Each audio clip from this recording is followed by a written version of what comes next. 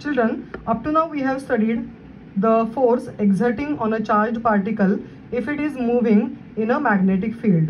Okay, now we are going to consider about the another force if a charged particle is moving in the region where both the electric as well as the magnetic fields are present. So what happens whenever a charged particle moves in the electric field? We know that it experiences a force. At the same time, whenever the charged particle is moving in the magnetic field at the same time, then also it is experiencing a certain force that just now we have studied, isn't it? So the total force experienced by a charged particle due to the presence of the electric as well as the magnetic field is called as a Lorentz force. Okay, now the charge Q in electric field E. So I'll write on the first point here. If a charge Q is moving in electric field vector E, then it experiences electric force.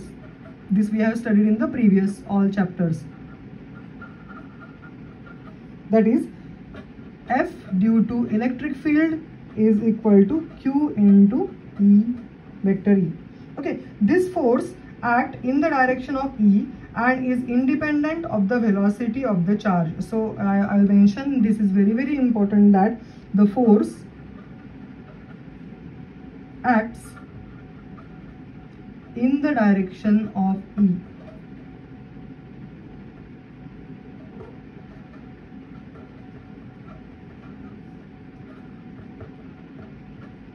and independent of velocity.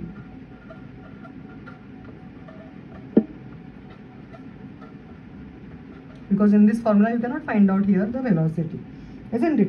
Now the magnetic force is also experienced by this particular charge, isn't it? So magnetic force is experienced, we have just now written, that is magnetic force experienced by the charge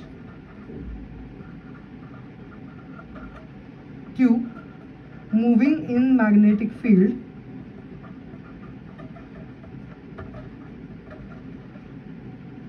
vector B is given by F due to magnetic field, that's what it is, vector Fm is equal to Q into V cross B, isn't it? Therefore this particular force is perpendicular to the plane of vector V and vector B. So this force is perpendicular to the plane of vector V and vector B, and it depends on the velocity. This is very important, depends on velocity of the charge. Therefore the total force, which is called as a Lorentz force, is given by F is equal to vector F due to electric field and vector F due to magnetic field. So this total force is given by Q in the bracket vector E plus V cross B. Okay, so this force is called as a Lorentz force. Okay, and this is also important for the certain derivations. Okay, now we are going to consider the another basic expression which is considered as a motion of a charged particle in a uniform magnetic field. Okay, so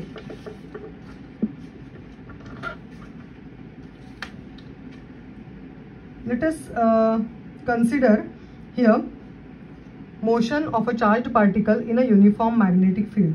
So cases we will go for later on. First of all we will discuss something initially, and then we will go for the different cases.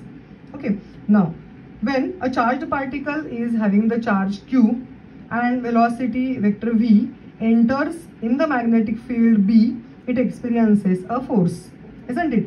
Now we know that that force is considered to be, that force, I'll write down, this force is nothing but vector F is equal to Q V cross B. This we have studied, this is our previous knowledge, isn't it?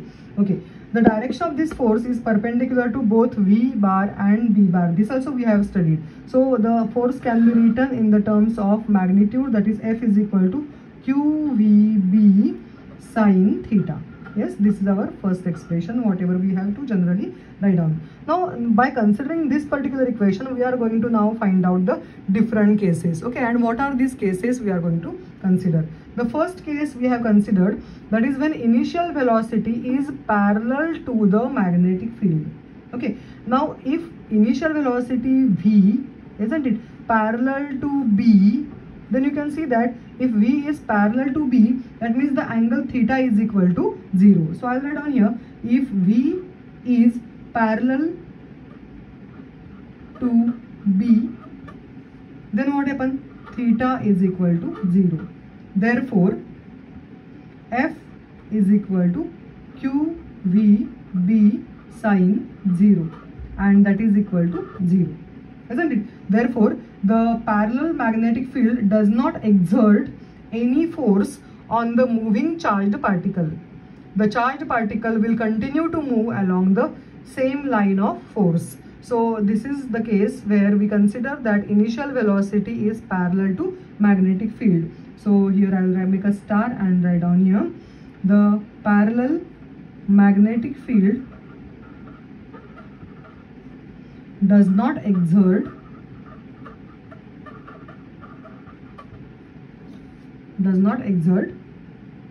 any force on charged moving particle, and in this case, especially in this case, the charged particle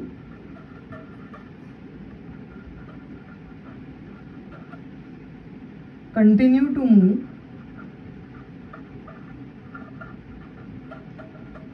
along the line of force. Okay, now this is the first case. Now what happens for the second case? That is when initial velocity is perpendicular to the magnetic field. Okay, now here in this case what happens? Theta is equal to 90 degree, and therefore we have F is equal to QVB sine 90, maximum force exerts, and we know that F is equal to QVB. Okay, and this is called as a F maximum. Okay, now this, as the magnetic force act on the particle perpendicular to the velocity, it does not do any work on the particle, and it does not change the kinetic energy or speed of the particle.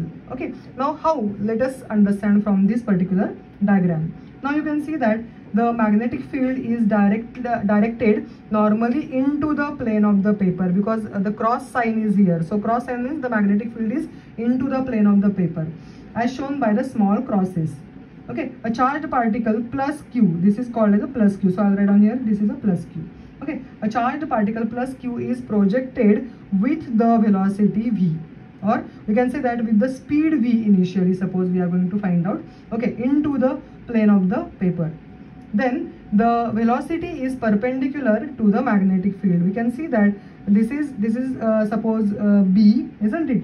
And the velocity is produced in this direction. So we can say that the velocity is perpendicular to the magnetic field. Okay, then the force F is equal to QVB act on the particle perpendicular to both V as well as B, and this force is considered to be continuously deflecting this particle sideways without changing its speed. Okay, and the particle will move along a circular path. So at every point, whenever the particle wants to move in the ahead direction, it is always deflected sideways without changing the speed, and the particle will continue to move along the circular path, isn't it? Okay, and which is perpendicular to the field. Therefore, the magnetic force provides the centripetal force. We can say that this magnetic force which is exerting on the charge plus Q provides the centripetal force, and centripetal force is acting towards the center. Okay, now as it is tracing, that particular single charge is tracing a particular circle, that circle which is having the radius r, and the path is a circular path. Now we know that centripetal force is mv square by r. This we have studied in 11th standard. Yes, and as we are saying that the centripetal force is balanced by or the providing the magnetic due to magnetic force, so it is equal to magnetic force, and this magnetic force is nothing but the maximum, because theta is equal to 90 degree. Therefore it is equal to qvb. So I can here write down here mv square by r is equal to qvb. So if we want to find out here this a, then I can get it r is equal to, or this radius of the path I want to find out, then one v can be getting cancelled out, and we get it here as mv by qb. So we can find out the radius of the circular path if we know the magnitude of the charge, isn't it, and magnetic field how much we have provided, and the velocity of that particular charge, or the speed of that particular charge. Okay, thus the radius of the circular orbit is inversely proportional to the specific charge q. So I'll write down here r is proportional to 1 upon q, isn't it? We can see here, this is if it is r is proportional to 1 upon q, then we can find out the period of revolution also. Okay, so how much time is required for completing one revolution for a charged particle, we can find out.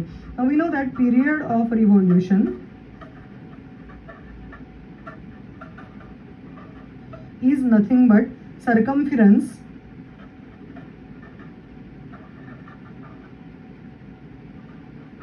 divided by speed. Okay, now this is given by t is equal to, circumference is nothing but the 2 pi r, because r is the radius of the circular path, divided by speed is v, isn't it? So I can write down here it is 2 pi by v, and this r we are going to introduce this formula. So r is nothing but mv by qb, isn't it? So one v can be cancelled out, and we can get it as a t is equal to 2 pi m upon qb. So this is very important formula to find out the period of revolution. T is equal to 2 pi m upon qb. So using this formula we can find out the time period of revolution for that particular charged particle to cover a certain circle, isn't it, circular path of radius r. Clearly the time period is independent of v and r. You cannot find out in this particular formula v and r, isn't it? So this is also very important, that the time period t is independent of v and r. If the particle moves faster, the radius is faster, isn't it? And it has to move along the larger circle, so that the time taken is the same. So this is again very important point, because after further whenever we are going to consider about the cyclotron and all these cases are going to revised. So if the particle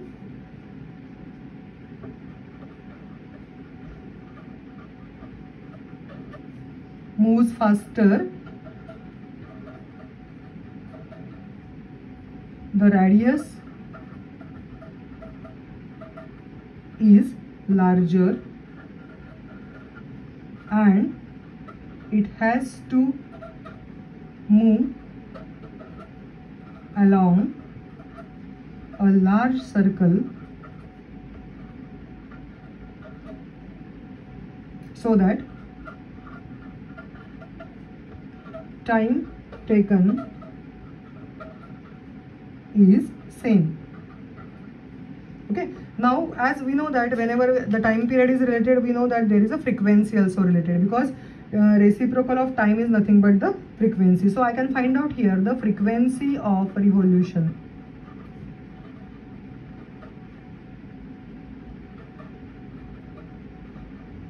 Okay, and that is given by name is given by a cyclotron frequency, isn't it? So Fc is equal to 1 upon T.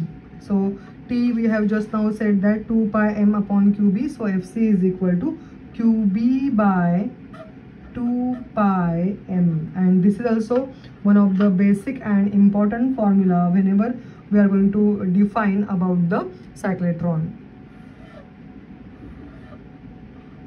And specifically this is called as a cyclotron frequency. Okay, so this is the case where we considered when theta is equal to 90 degree, then maximum force exerts, and when maximum force exerts, the charged particle is pushed in the circular path continuously to move in that particular magnetic field, so that the particle traces a circular path having radius r, and we can find out here the radius by using the formula centripetal force is provided by the magnetic force BQVB. So I can find out the radius, and r is equal to mv by qb. Okay, so r is directly proportional to 1 upon q. From this we can find out time period, and from that we can find out the frequency, that is called as a cyclotron frequency. Now these are the two cases, but the another case is when theta is arbitrary, isn't it? So that means the theta is not a specific, not 0, not 90, and in between that, isn't it? Okay, so when the initial velocity makes an arbitrary angle with the field direction. Now this case is also equally important. Once again, what is this case? Okay, now in this case uniform magnetic field B is set up along the positive x-axis. So you can see that this is a positive x-axis and the magnetic field is shown along the x-axis. A charged particle Q, a charged particle plus Q, because whenever we always consider in terms of a charged particle, we basically consider about a positive charge, isn't it? So if a positively charged particle is having the mass m and enters in the field with the velocity v, so here the velocity of the particle is v, and by in this direction it is sent in this particular magnetic field. Now we can say that this v and b are having the angle is equal to theta, isn't it? And this is arbitrary angle. Okay, now with the direction of magnetic field we are taking this angle. Okay, now what happens? The velocity v is in any arbitrary direction with certain particular angle theta with respect to b. Now we know that this is a direction, so v. Now this vector v can be resolved into two components. Okay, so velocity v is resolved in two rectangular components.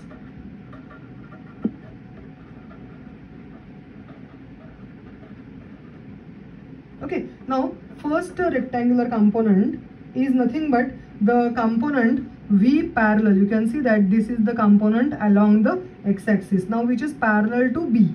Okay, so we can say that this parallel component is along the x-axis, and if I draw here the perpendicular, you can see that this perpendicular, then this is theta. So for this particular theta, we are going to find out this component is considered as a parallel component, and we can say that this component is nothing but the v cos theta component. So along the x-axis, the component of v acting is considered as a v cos theta, isn't it? So we are going to find out here first component, that is component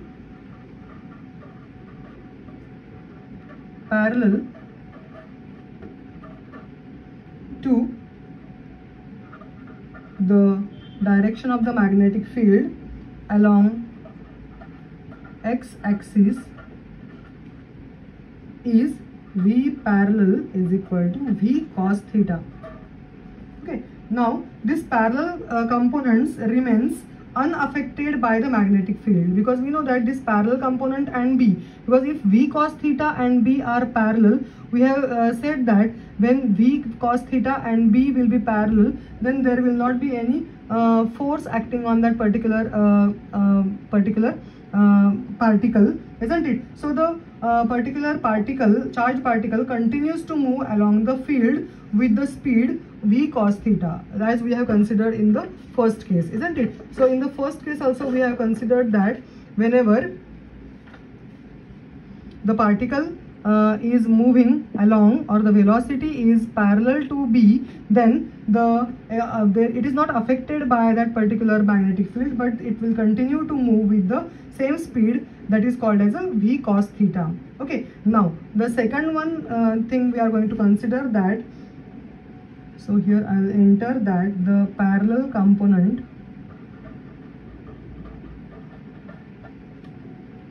remains unaffected by magnetic field,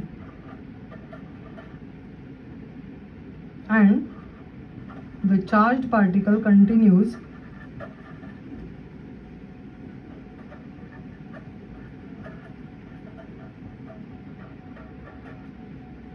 along the field with speed v cos theta. Okay, so it will continue to move in this particular direction. Okay, now what is the second component? Because the second component is v perpendicular, you can see that this is a v perpendicular component, isn't it? And that is perpendicular to the direction of b. This is very important, and it is acting between y z plane. Okay, so we can clearly find out here that v perpendicular is equal to v sin theta. V perpendicular is equal to v sin theta. Okay, now we can find out here that v perpendicular is equal to v sin theta, and this component of velocity is important. Okay, now due to this component of velocity, the charged particle experiences a force, that is F is equal to q v perpendicular b. Now which acts perpendicular to both v perpendicular and vector b. Now how it is, let us understand once again it is. Okay, now v perpendicular itself is a v sin theta. Okay, now what happens now, this component of the velocity is such that the charged particle experiences the force. Okay, so I will write down here the force experienced by the charged particle due to this particular component. Okay, so F is equal to q v perpendicular and b. Okay, which acts perpendicular to both v perpendicular and b according to our expression, isn't it?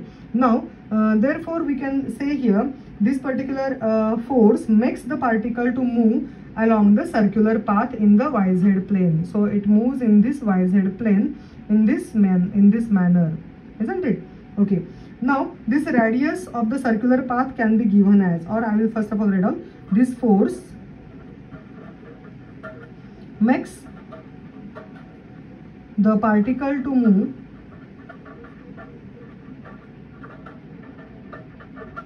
along a circular path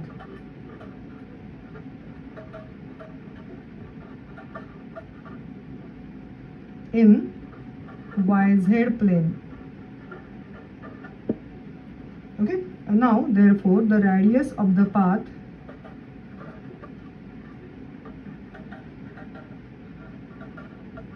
is given by r is equal to, we know that it is mv by qb, isn't it? Because just now we have said that when the initial velocity is considered to be perpendicular to the magnetic field, in this case theta is considered as 90 degree, and you can see that v perpendicular and b, these two are also perpendicular to each other, isn't it? So the force makes the particle to move along the circular path in the yz plane, and radius of that path is r is equal to mv by qb. But now in this case which component is along the perpendicular to b? That is nothing but v perpendicular. So therefore we can have here m v perpendicular upon qb, isn't it? Now we can say that m v perpendicular, so I can write down here v perpendicular is nothing but v sin theta. So I will write down here m v sin theta divided by qb.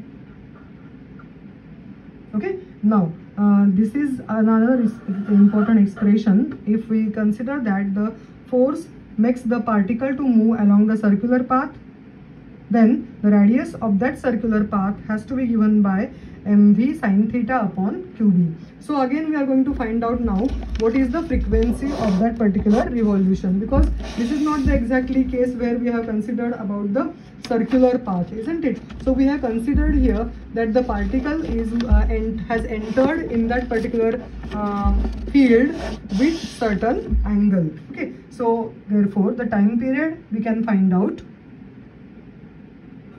t is equal to 2 pi r upon v, but here v is perpendicular. Okay, so it is 2 pi upon v perpendicular is represented as v sin theta.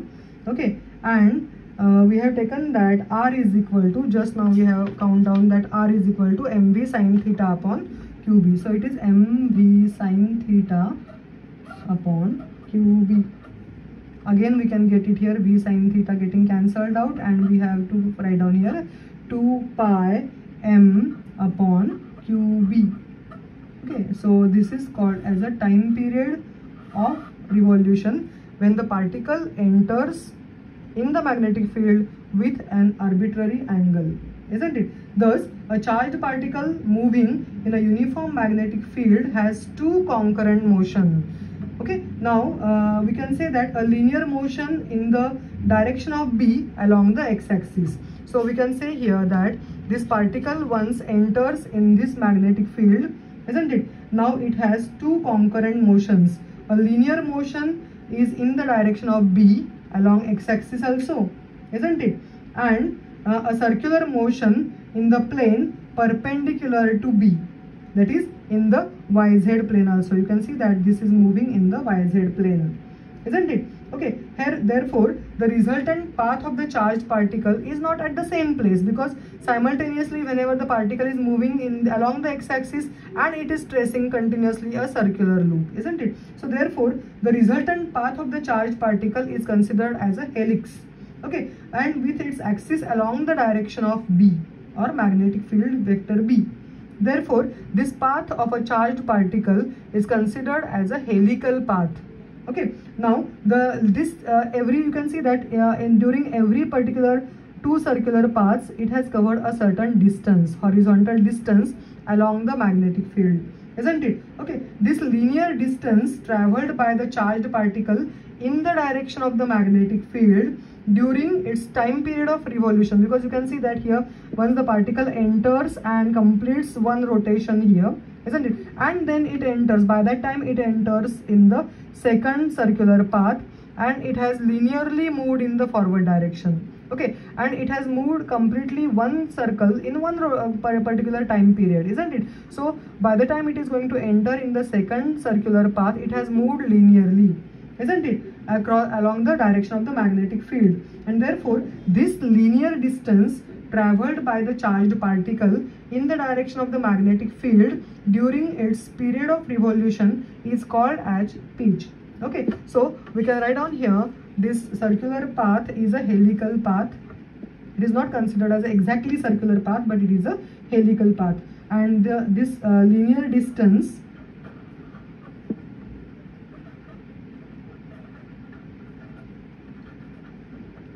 traveled by a charged particle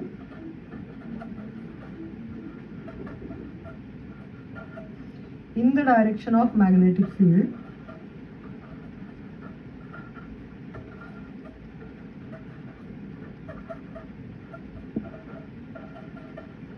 during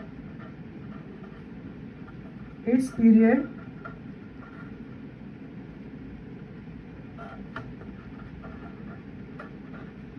of revolution is called pitch of helical path.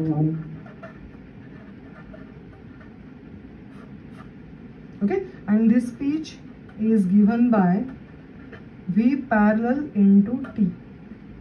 Okay, So V parallel, because as the particle is moving along the positive x-axis along the B, so parallel component of the velocity acting along the direction of B is given as a V parallel, and that is nothing but V cos theta. Yes, V cos theta. Now time period we have just now found out 2 pi m upon qb. So this speech formula is 2 pi mv cos theta divided by qb. So what we have studied here, whenever a charged particle is entered inside the uniform magnetic field with a certain arbitrary angle with respect to magnetic field B, then it is having the two type of currents. We can say that two type of concurrent motions.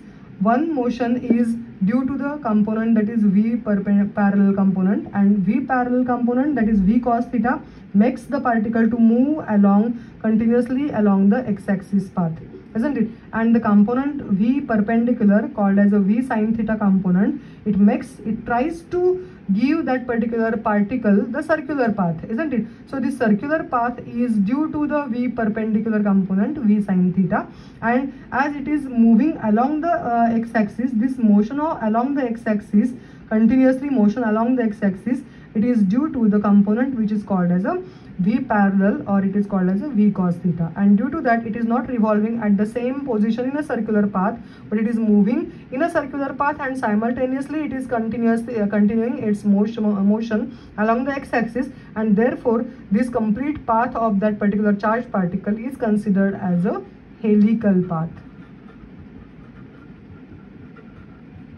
Okay, thank you.